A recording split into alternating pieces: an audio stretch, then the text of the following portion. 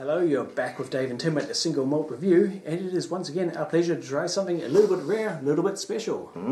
Yeah, really quite a whiskey mystery for this. We had to do some serious sleuthing to find out exactly the origins of this one. Goodness, I've been catted right in the nostrils. That'll really help for later. Right, as you can see, the Mingus show featuring the Single Malt Review is well in session once again. Hopefully he's going to be good. But yes, this one was sent down to us by our friend Ian Holmes, Whiskey Hero, and contained a trove of wonders, including a great tragedy. I'll show you this one now. Get the violins out. 20-year-old Imperial. A closed distillery. Didn't make the trip. That's one of the saddest things I've seen this millennium. But never mind. What did survive? Everything else survived, including this funny wee example of, and you know it's from Cadenhead when they go and call it Linkwood-Glenlivet.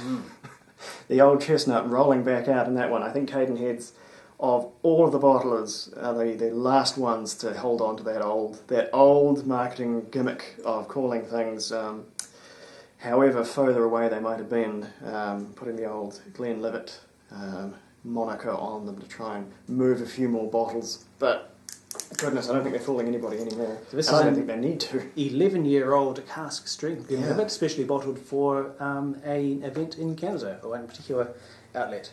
Yeah, the Kensington Wine Market, which must be a pretty jolly comprehensive spirit store, because it sounds like they've more or less commissioned this one. And this one's a sort of a sampler for people interested in trying what would be in a bigger bottle, because it's even got a part of the code there. It's how we cracked the case on this one. Linkwood 2006, which is the distillation date, KWM, and so that'll be Kensington Wine Market. So yeah, it sounds like a pretty good place to shop. A very hearty 58.7% ABV, which is 117.4 US proof, I believe, and from an ex-Bourbon hogshead, so big barrel, and I'd bourbon say refilled maybe. Definitely second, maybe even third fill. This is a pale old. That's a light colour, whiskey, a big strength for such a big barrel, so it doesn't need leaching much over the years. This is going to be spirit driven. It almost has to be, and I think that's going to be a good deal for us because Linkwood is a really interesting spirit driven whiskey. I think you get big woody Linkwoods, and I think it kind of gets squashed. Linkwood's a really delicate, really floral, nice, light bodied spirit. And I think this is where it can express sort of at its best. So we'll expect big things from this one. Obviously no chill filtration or colouring going on here, so it's just the whiskey. So on the nose, oh yeah, that's super spirity. Very clean, a lot of minerality to it. Not a lot of Speyside. Almost too strong to really get in there, but maybe. It's still approachable. That is so clean. Ooh. A little bit of honey and some of the sweetness starting to creep through. Yeah, mega, like dripping with honey, and so floral. There's like violets, there's rose petal in here. Some citrus blossom. It's so delicate. This is going to be a real fantastic whiskey, I think. Yeah. Let's see. Yeah, fruity esters as well, sort of light fruity esters.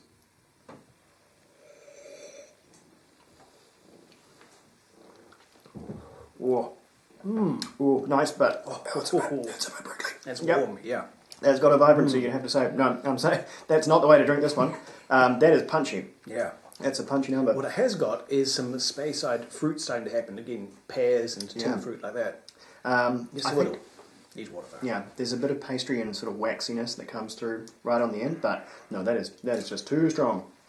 That's what is that? Yeah, 58. That's a weapons grade. No, I'm going to be a wee bit here. See what that does to it. Ooh. But it's getting a little more lively on the nose, oddly. It's sort of getting a bit prickly. Yeah, lively, and the fruits are sort of re-emerging here, as is the haze from the lack of chill filtration. I'm not getting much more on the nose, though. It's slightly prickly, but not changed a whole lot. Oh, yeah. This is sort of the whiskey they don't, or the whiskey they try not to make. This is the whiskey you only get out of independent bottlers, really, because Normal producers are so scared of it. This almost completely spirit-driven whiskey. Oh, what do we have? It was by some indie bottler, and it was a Glenord, I think, 12-year-old, and it was the most spirit-driven. It looked like, a glass of Sauvignon Blanc in the glass. It was so pale, and this comes real close to that sort of absolutely minimal barrel influence, and it's not a whiskey you get on the shelf very often because the oak association is so strong for Scotch that they tend to steer away from this lighter bodied stuff. With that hearty slug of water, I'm now getting big flavours of lemon zest, lemongrass, and toffee apples, curiously. It's very unspace-eyed. Or at least it goes against the stereotype and the characteristics we normally think of as space-eyed. It's a space-eyed that you don't see very often. Yeah. It's sort of the background of space-eyed without a lot of things. Those super fruity notes that you normally get in the foreground. This is a really good summertime whiskey. As sort of summertime actively expires outside. We don't have long left, but refreshing, vibrant, really nice. Difficult to score these ones. You really have to consider them as you're drinking them and scoring them because they're quite easy to... A lot of people dismiss this sort of whiskey. Like, there's nothing...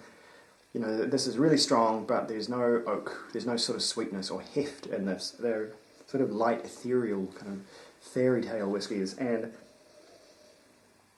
they require a bit more input to get the character out of, but... I think those flavours are doing well. They're coming through despite the sheer strength of the whiskey. So it's that robustness of those otherwise delicate flavours is really lifting this. I'm happy to give this one 91 points. Yeah. It is top tier whiskey. It is unique and slightly strange, which is the best way for it to be, really. Cadenhead's once again picked out a very nice cask, which is doing wildly different things from a whiskey you don't often see outside in event modellings too. So I think always good to see another Linkwood. I think 88 from me, but it'll be the proviso will be that this is not a whiskey for everyone, just like peated whiskies aren't for everyone. This is maybe the inverse. This is whiskey with quite it's focus, it's narrow. There's not huge things going on all the time. It's quiet. It's an acoustic whiskey, whereas super duper full on ones might turn people off because there's too much going on. This might not have quite the volume to really arrest people's senses that they are used to. So this is, I think, it's a contemplative whiskey for the contemplative drinker. It's probably the long way of saying that. I believe it is available in large quantities too, possibly full size bottles. Yeah, I think it's for sale still. It wasn't only this one-off bottling. So it's not totally unavailable. It may be out there if you want to track it down and give it a go. Kensington Wine Market. I guess they probably have a website, but it's tremendous stuff. A really good one. I was wondering what to start today's sort of tasting session with, and this is perfect. This sort of wakes up the buds. Yeah, it's not going to leave any sort of smouldering aftertaste.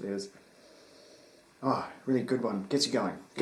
So, we'll get going on to... it might be a Japanese whiskey. It might be a whole lot of Japanese whiskies. Dave's he's done a thing. I'm looking at it. All right. So, stay tuned for that. Slanger, we will be right back with those.